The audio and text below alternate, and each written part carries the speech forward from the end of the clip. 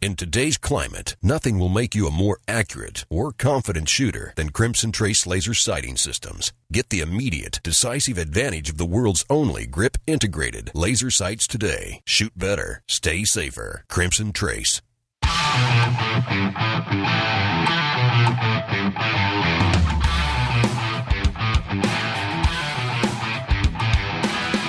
Today on Tom Gresham's Gun Talk, it's another gun battle in Colorado, but this time it's between two pro-gun groups.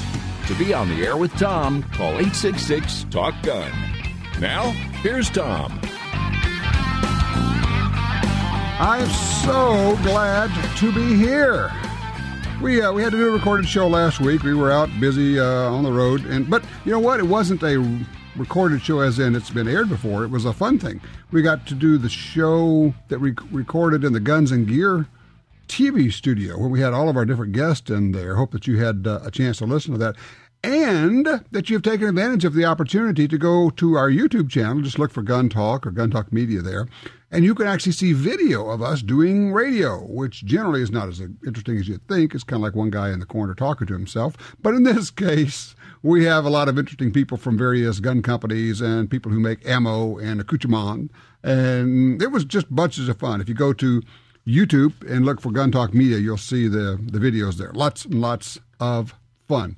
Well, I'm right off the bat, I'm looking for some range reports because I know you have been out shooting. Well, unless you've been where we are, because we have been just hammered with weather the last couple of weeks. Seems like storms and floods. I mean, it's like we don't even, if they say flood warning, we don't even care anymore. It's just like, unless the lightning is snapping within 4 or 5 feet of you, I mean, don't even worry about it. Just walk around. It's just there.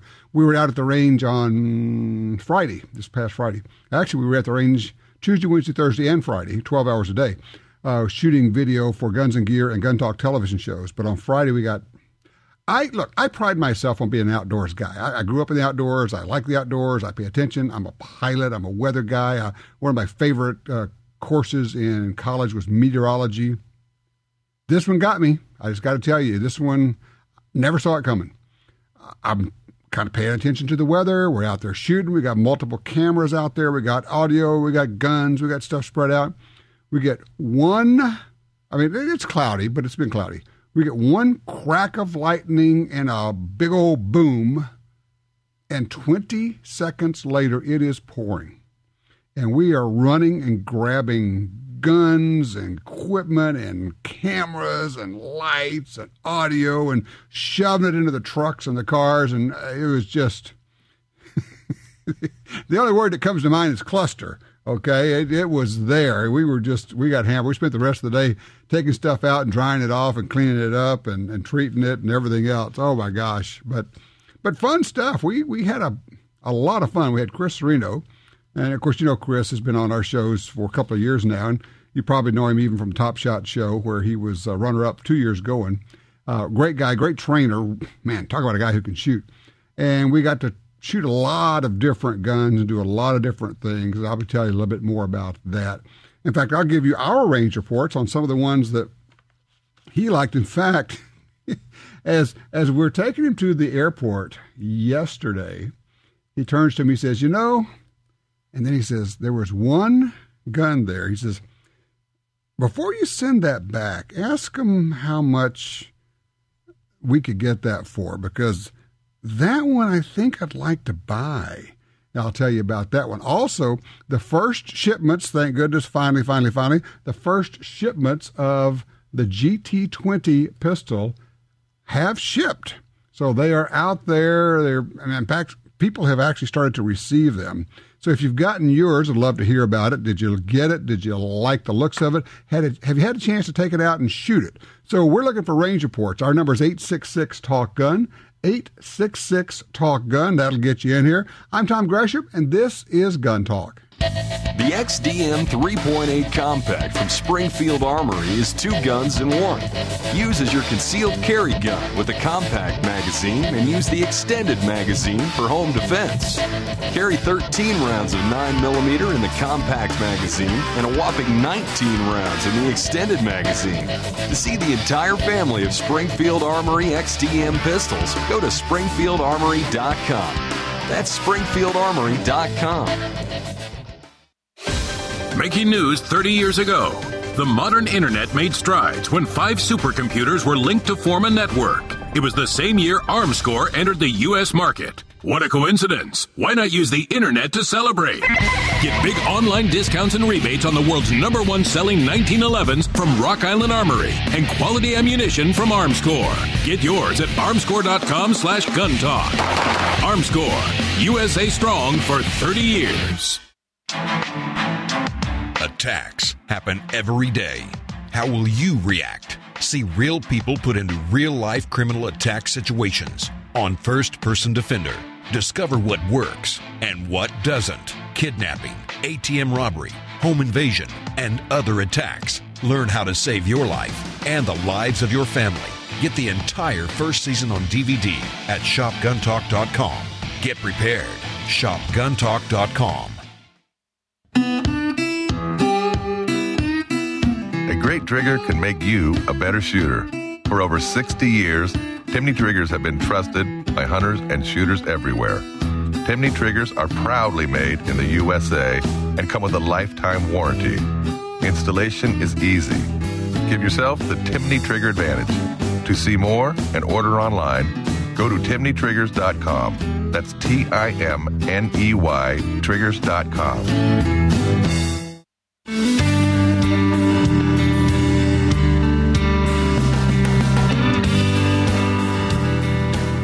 All right, back with you, Tom Gresham. 866-TALK-GUN gets you in here. 866-825-5486. Easier, honestly, seriously. Just do it this way. Just remember it. Just dial 1 and then Tom Talk Gun. Doesn't get any simpler than that. By the way, we're doing the Trigicon giveaway this month. One winner is going to get the TR20-C. It's a cool, back up. It's a lot more than cool. It is outstanding. I want one of these. It's also not cheap by any stretch of the imagination. AccuPoint 1-6 rifle scope, standard duplex crosshair with a green dot. Very cool. 30mm tube. It's got everything you want. All you have to do to enter for a chance to win, go to guntalk.com/win. guntalk.com/win. Yeah, we were out at the range this week shooting truckloads, I'm not kidding you, truckloads of guns and ammo. I mean, when we roll up, I have at any given time, on any given day, maybe 20 different guns, and then the next day I got 20 more guns, and the next day I got 20 more guns, and we're shooting all of them, shooting video of them, so that you get to see them on Gun Talk and Guns and Gear television shows. Some sleepers in there. One I got to check. I'm not sure if we're allowed to talk about it yet, but 2 I know I can talk about. Actually, both of those are from Ruger, now that I think about it. The Ruger LC9S, the striker-fired version of the LC9. Now, you know, when it first came out, the LC9 was, it's okay. It's not great. It was okay. The S is like they started over. I mean, it is so much better. It is such a great gun. I think it kicks the Glock 43 into the curb. I just think it tears it up. The LC9S is right there with the Smith & Wesson Shield as small, great, good trigger, carry gun, 9mm. And then the one that surprised the heck out of everybody was the new LCP. You know, the little bitty Ruger LCP 380. It's got essentially no sights. Well, they brought it out as the LCP Custom. And Chris Serino was taking that thing and whacking a 10-inch steel gong at 25 yards with an LCP. Why? 2 things. 1, it's got a good trigger on it, and 2, because it's got a real set of sights. Outstanding. Attaboy, Ruger. I mean, holy cow. So Chris is saying, would you call Ruger? And I said, no, dude, you don't think those are going back. You don't get them. I get first dibs on some of this stuff. So I'm going to be asking him what the invoice is before it has to go back, because these are nice guns. We get to play with different holsters and all kinds of stuff. By the way, 866-TALK-GUN. Going to the phones, line 3. Lee is with us out of Eastern Washington State. Hello, Lee. You're on Gun Talk. What's cooking? Good afternoon, sir. 4 or 5 weeks ago, you spoke of an interesting court case, which said, not only long guns can be sold, for example, in an adjacent state, but guns should be able to be sold anywhere, including short guns. I imagine this information has not been widely disseminated by the people who are the law guys. What's going on? I go to a neighbor's gun. I'm going to have to get one of our legal beagles on here because I don't know where we are with that. Here's what happens. Anytime a case like this gets decided and it upsets the apple cart, it immediately gets appealed, and then it is not in effect. Because usually they will ask for a stay of execution. Well, kind of, it's not really a stay of execution, but it's a stay so that it doesn't actually go into effect. Tell you what I'm going to do. It's a great question. I'm going to see if I can get one of our legal guys to come in here and tell us where we are, one of the NRA folks or somebody from Second Amendment Foundation, and we'll find out where we are. But no, you're exactly right. People, they don't know what happened, and it's probably because it's still being appealed and it's not actually, I guess it is the law of the land, but it's not the law of the land. Anyway, I don't know if that helps. But Lee, I appreciate you bringing it up. It reminds me to go get us an update. I'll be sure to do that. Line 1, Rob's with us out of Kentucky. Rob, what's this about your friend? A friend of mine moved here from South Africa. She has a Seiko Model 597 short action 22-250. Well, the airlines lost the bolt, and she has been trying for 2 years to find one. A local gun shop has built her a bolt out of parts, but cannot find the firing pin assembly, and I was wondering if you could help. Well, SACO, also known as Seiko, is part of SIG now. I would suggest two things. I'm going to back up. I mentioned a little bit. How do I say this? Building a bolt out of parts makes me just a wee bit nervous. I hope they did it well. I'm just going to throw that in there. But I would contact the folks at SIG and see if they can run you down a firing pin. If not there, try the folks at Brownells because they have some gun techs there that are really good. Just call Brownells during regular working hours and ask to speak to one of their techs, and they will be able to at least direct you to the right place and say, okay, if I were looking for one, this is where I would go. They may have it because they have a lot of gun parts there at Brownells, but if they don't, they'll be able to send you to the right place. So I would start with SIG, and then I would go to Brownells afterwards, Robert. I wish you luck with that. Rick's with us in Houston, Texas. Line 2, Rick, rimfires. What?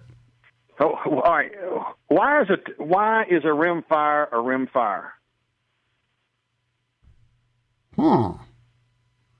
Dadgum, you just threw that right out there and smacked me in the face with it, didn't you? Snow gave me, but he doesn't know much. And all right, why is a rimfire? Probably simpler in manufacture. You don't have to make a case that has a primer pocket. You have to make a separate primer. A primer is actually a fairly complex arrangement because you've got the cup, if you will. You have the priming compound in there. Then you have to put the anvil on top. And the anvil is this little tripod-looking dude that sits on top of the priming compound that has to be just the right amount of tension on it. And that way, when the firing pin hits the rear of the centerfire primer, it crushes the back of the primer into the anvil, and that actually ignites the priming compound. Think of how much cheaper it can be when you eliminate all of that and make it a rimfire. You just dump a little goop of liquid priming compound into the bottom of a rimfire case, spin the case, it slings it out to the edges of the rimfire, and now you have your priming compound right there. Now, Rick, here's the other question. That being the case, we used to have things like 41 rimfire. Why don't they use rimfire for bigger calibers? I'm going to guess that the ignition is not hot enough to ignite the real propellant. I would guess that we're going to guess side by side, neither of us knowing for sure, but we're going to be right in there guessing together. I think you're probably right. I think those early big cases that were rimfire didn't. Some of them probably using black powder, but probably with our Magnum powders and such, there's not enough. What do they call that? Brisance. It's the power of the fire, the amount of power, if you will, in a priming compound to actually ignite the powder. Why? And let me ask you this question: why do you ask why a rimfire has to be a rimfire? What are you thinking? Because I have nothing better to do. I just. Oh, I like you. You're just like me. I mean, you're a troublemaker. I'm wondering, what's the big deal? You're just like me, thinking, well, I don't know. I'm just going to sit here and think great thoughts for a while. Yeah, I think of the ignition as being kind of like starting a fire where you have tinder and you have pine and then you have oak. And the primer is the pine, and it burns really fast for a short period of time and is otherwise useless. And then the real propellant is your oak or hickory or your hardwood, and it takes more heat and more time.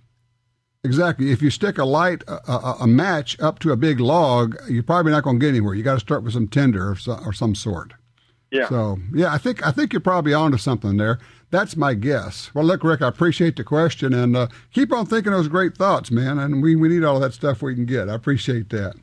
It's an interesting question. It kind of leads us down the road to the subject I like to hit every now and then, which is how interesting are firearms? The development of firearms through history.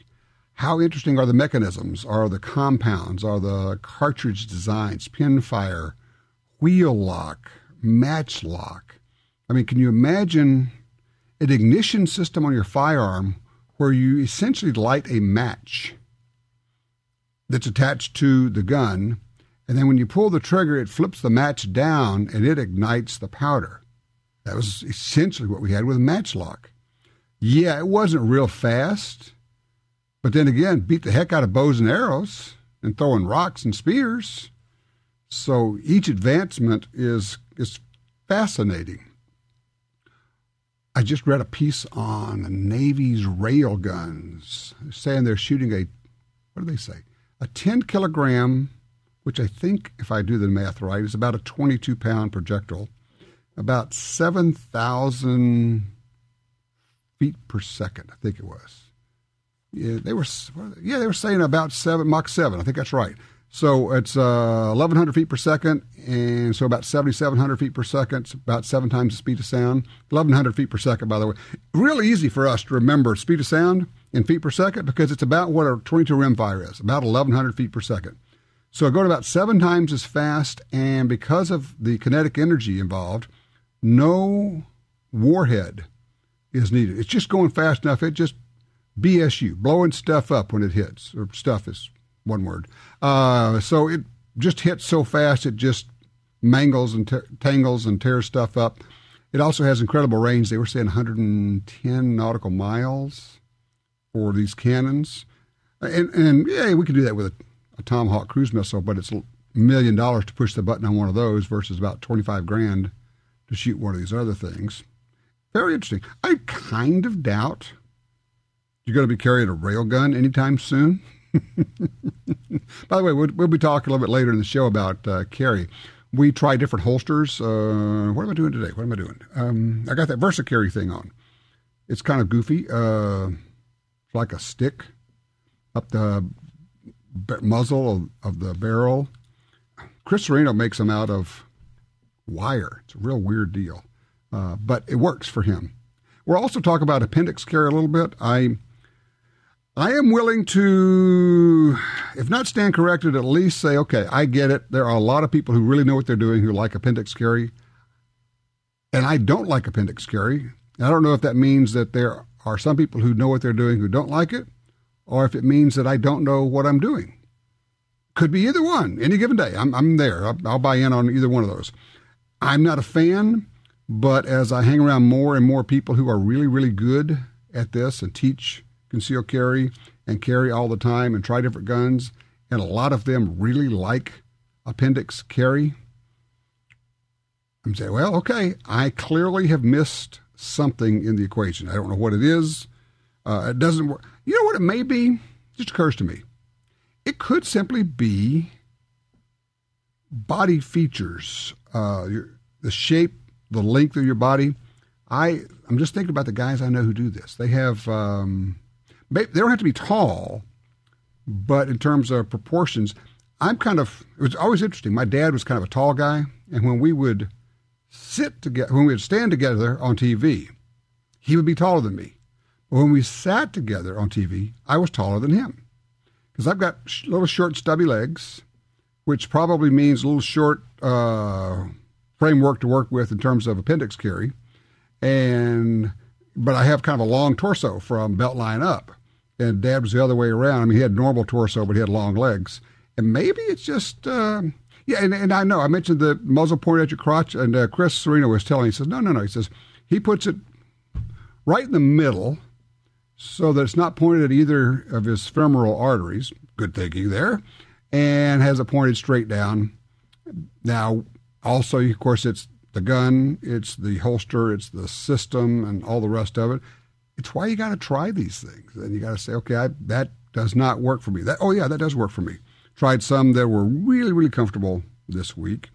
Did a lot of laser stuff, Crimson Trace, laser light. Oh.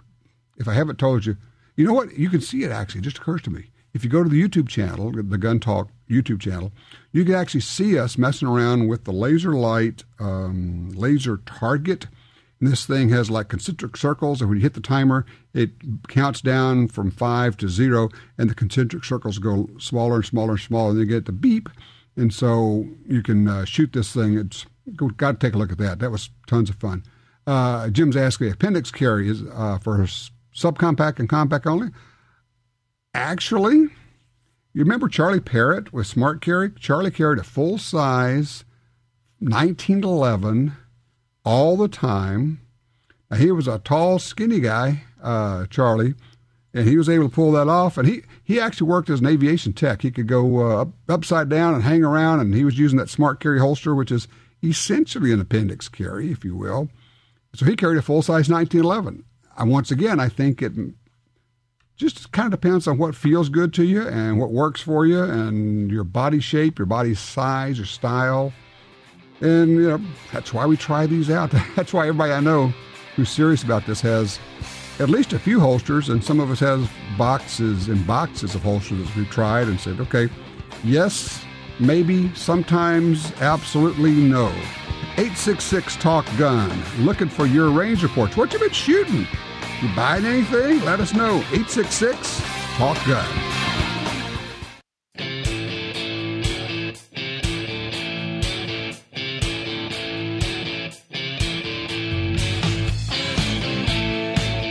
Covering all aspects of gun ownership every week on this fine radio station. You're listening to Gun Talk with Tom Gresham.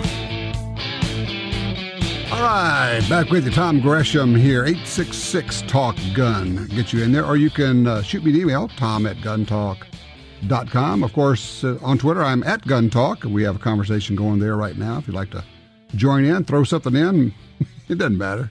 We're just having fun.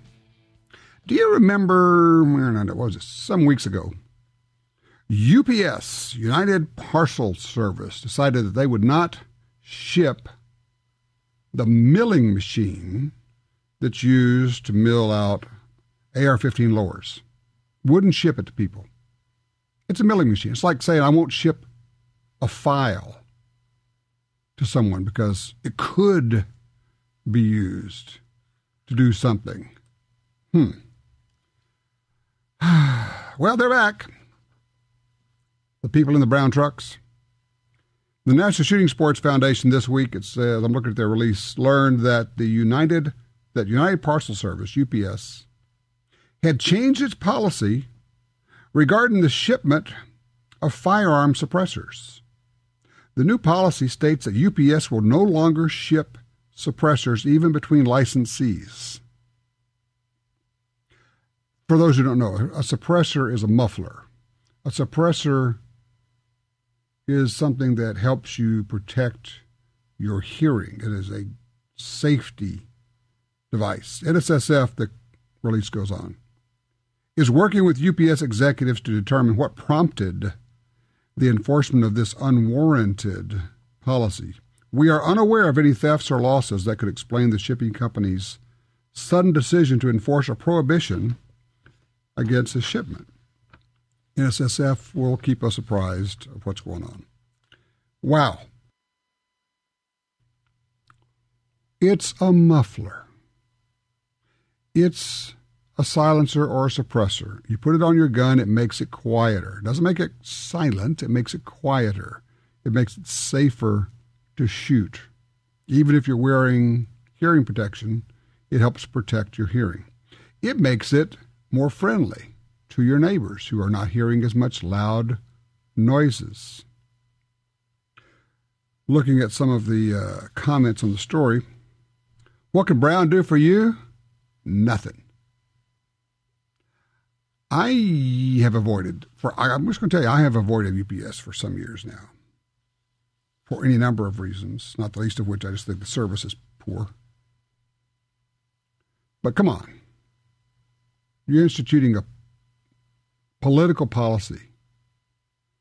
You won't ship a legal device.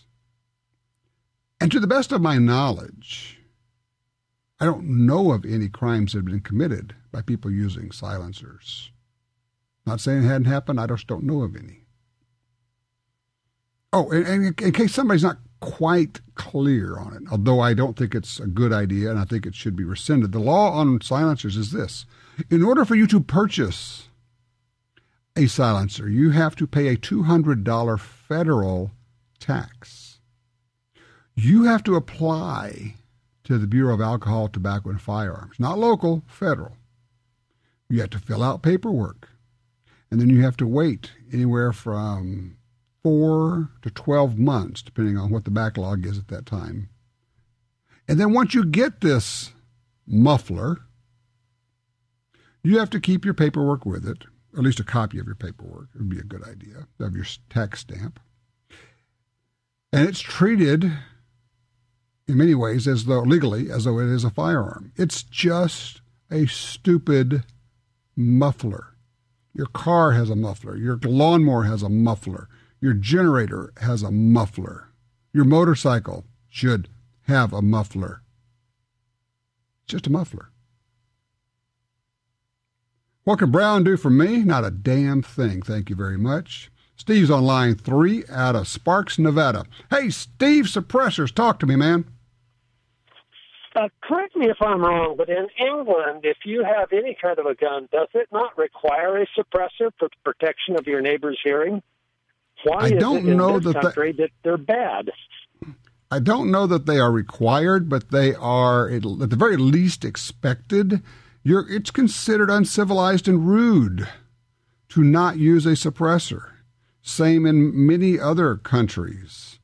I mean, why would you not use something that makes the noise less objectionable? And that's all it does, is it knocks the sound level down. It drops it some level of decibels, of dBs. Doesn't make it silent. We were actually out, what day was that? Thursday. We were shooting silencers on 9mm pistols and 22 pistols. Lots of fun. The 9 with high-velocity ammo still has a pretty good crack. It's probably maybe ear safe. I'm not sure. With the subsonic ammo, it is ear safe. And 22 with subsonic ammo, certainly ear safe, hearing safe. But no, your point is well made, Steve. Why? First of all, there should be no restrictions on the ownership of suppressors. There should be no federal tax. There should be no restrictions. There should be no special tax stamp. There should be no ATF involved. You should be able to go into Home Depot. There should be a whole rack of suppressors in blister packs available for $14.95 there.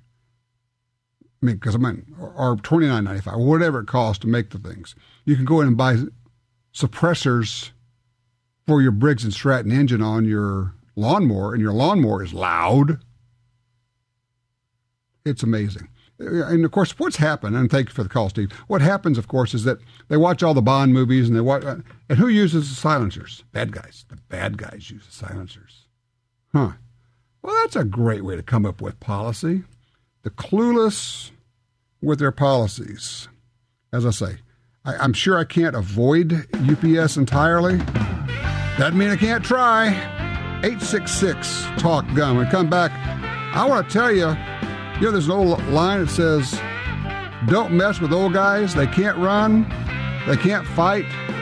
They'll just shoot you. Got a good example of that one. Be right back.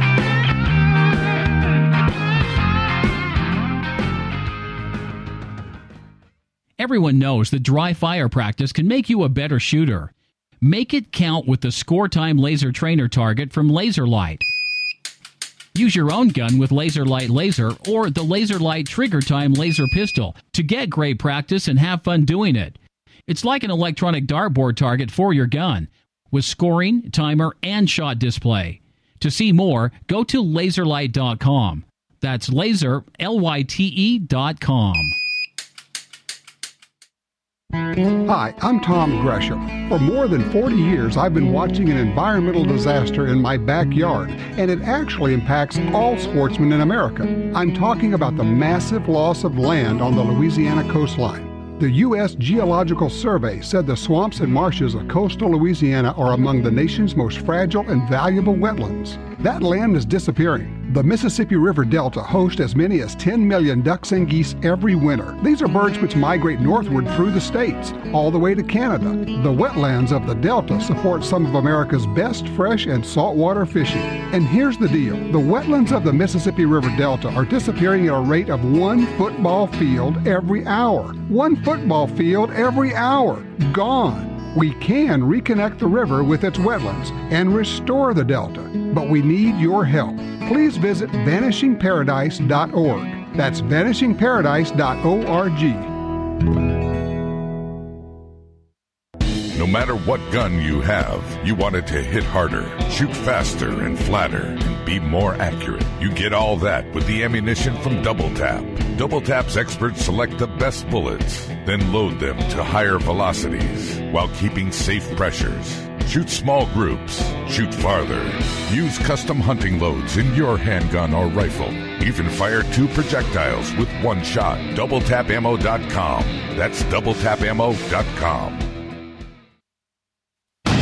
Alien Gear Holsters, the most comfortable concealed carry holsters on the planet, announces the Galactic Green Gun Giveaway. Enter to win 2 Alien Green custom-coated firearms along with 2 limited edition Alien Gear holsters. Just make a fun video with your Alien Gear holster, then upload it to YouTube. Be creative. The top 2 videos with the most votes win. Visit AlienGearHolsters.com for voting and contest details.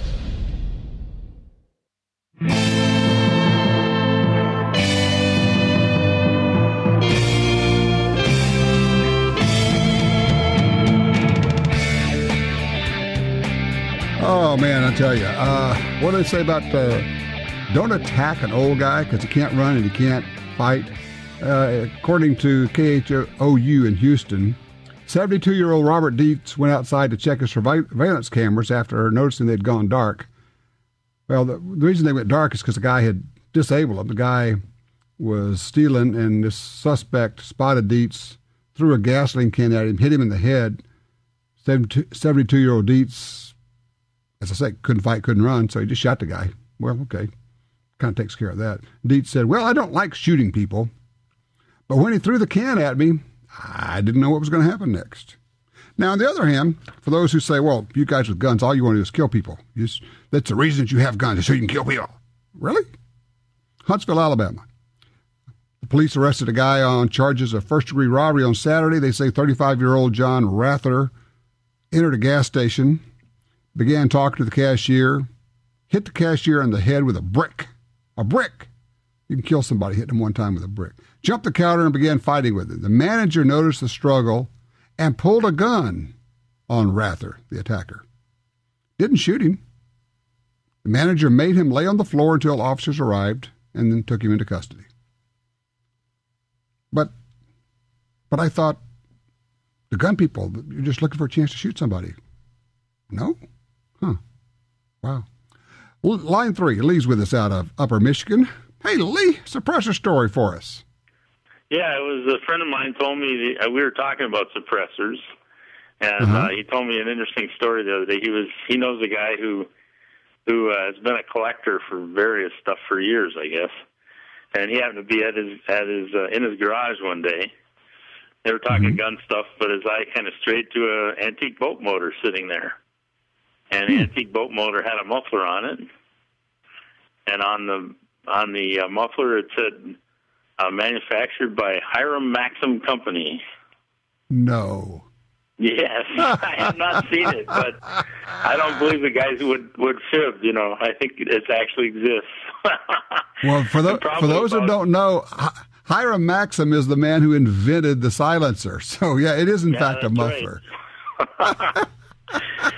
I love it. I get a big kick out of that. And when you start talking about suppressors again, I thought, well, I better call this one in because, Oh, yeah. I like that. It is the same technology. It's a tube. The gases go through the middle. It's got baffles in there. The whole idea is you slow down the escape of the gases. And in doing so, you somewhat reduce the noise level, the sound level. There are some silencers are better than others. Some of them are more effective than others. The larger the muffler or the silencer, then, of course, the more you can, knock down the sound. The problem becomes if you put something on there that's like the size of a football, then you can't really use your gun very well. So it's always a balance between wanting small and light and skinny versus making it bigger and more effective. And so you're trying to find your balance point there. Now, the other thing is that sometimes we put silencers on something like an AR-15, where your 223 or 5.56 bullet is going to be hypersonic. You're not going to knock down that crack, that hypersonic breaking the sound barrier sound, that crack you get. But you take out that initial boom of the gases coming out, and that makes it considerably less troublesome. You will still, yes, good point, you still are going to need earmuffs. It doesn't make it where you can't shoot it, or you can shoot it without wearing earmuffs. So sometimes you'll use a silencer and you still wear your hearing protection.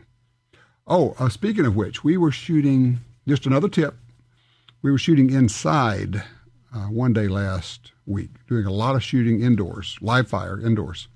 And this was a shoot house. It's a great 2-story shoot house with, this thing is probably 5,000 or 6,000 square feet. It's a big old place. When you're inside, things get really loud. And we're shooting pistols that are not silenced. And it's a really good idea to have some foamy earplugs that you can put in your ears and then also put on your big muffs. The muffs do a couple of things. The hard shell bounces some of the sound off. You get a good seal around them. By the way, if you have old muffs and they don't have a good seal, either replace the seals on them, the ear seals, or throw them away. Okay, because if you don't have the seal, you're losing a lot. And of course, you need the seal because you're wearing, I hope, eyeglasses, some kind of shooting glasses or eye protection. And you need some muffs that will seal around those. But because you're still going to get some sound leaks in there and you're getting all that extra sound bouncing off the walls in an indoor range or a shoot house like we were in, putting the plugs in and the muffs really makes a big difference. So just kind of another heads up. Any given time, you look at my truck, in the center console, there will be this large bag of these bright orange foam earplugs. And, of course, the bag opens up, and so I've got, like, foam earplugs everywhere. They're in the glove compartment. They're in the center console. They're who knows where. I'm sure they're under the seats, but I don't know. I'm afraid to go look under there because there's no telling what's down there. The only time this stuff all gets cleared out is if I'm going to go somewhere where there's valet parking, which is very rare, or I get the truck clean, which is equally rare. And then I clean it all out, and then like for 6 weeks, I don't have what I need in my car because I forget to put it all back in there. The shooting glasses, the earmuffs, and the stuff. And I'm going, where's my stuff, man? Yes, it's kind of my rolling shooting range. You know what it is? Just figured it out. It's a rolling range bag. That's what it is. And it's a Suburban. And when we fill it up, we fill that puppy up, I'm here to tell you. So anyway, Range reports, looking for them. Did you get your GT20? If you did, I'd love to get that report because those things are just gorgeous.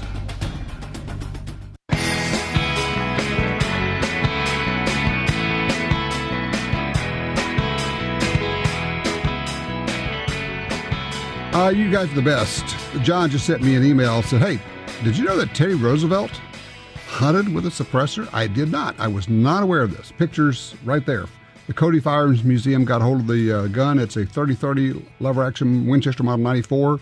When he was hunting and shooting varmints around his place on Long Island, President Teddy Roosevelt thought it would be neighborly. It'd be kind to his neighbors. So he has a Maxim silencer on his 30-30 rifle. And it's right there in the museum. I mean, come on. There it is. It's the kind thing to... In fact, you know what? If OSHA ever got involved with it, we would never want them to. But they would require the use of silencers. Just nuts. Crazy stuff. Ivan's on line 2 out of San Antonio. Hello, Ivan. How can we help you? Hey, Tom. How are you doing? I have a birthday question and a quick range report. But my birthday question is my son is going to turn 10 next year. And for his 5-year birthday, I give him a Ruger 10/22. So I'm thinking for his 10th, I was thinking of giving him a range officer 9mm. Your thoughts on that? How much shooting does he do now?